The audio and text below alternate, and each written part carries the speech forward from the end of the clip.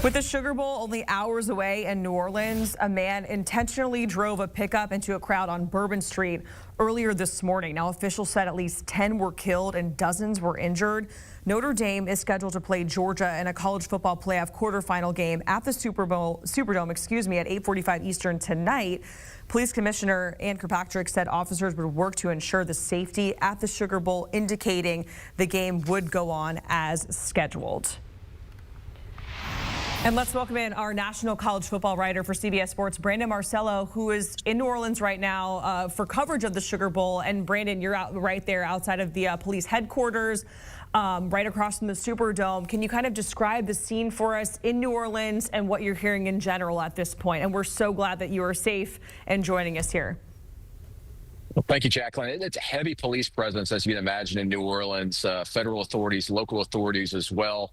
Department of Homeland Security has also been involved in what they are labeling as a terrorist attack. It's ongoing investigation right now. A lot of things up in the air. We're scheduled to have a press conference here later today to get some more information. I spoke to local Congressman Troy Carter earlier about everything that has happened, what they know right now, and also asked, is the Sugar Bowl going to be played tonight?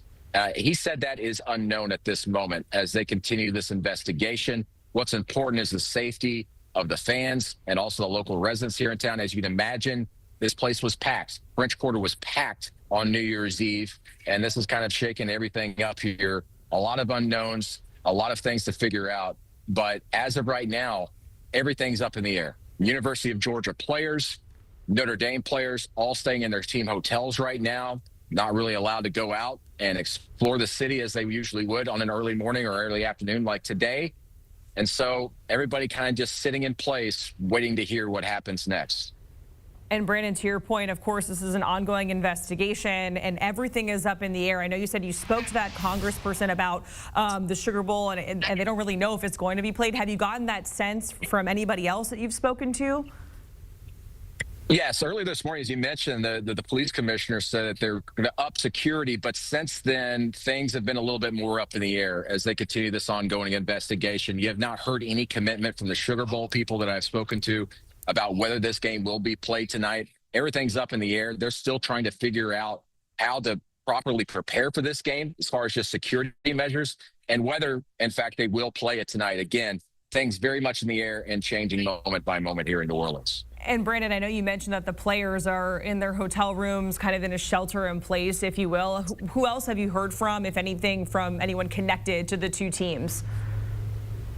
Yeah, they're all kind of just sitting, waiting and seeing. Like I think a lot of fans even in New Orleans right now trying to figure out what's going on. I know that I've attempted to call several people at the University of Georgia, for example. They're not picking up their phones right now. I think they're very much up in the air and trying to figure things out as they go along as well.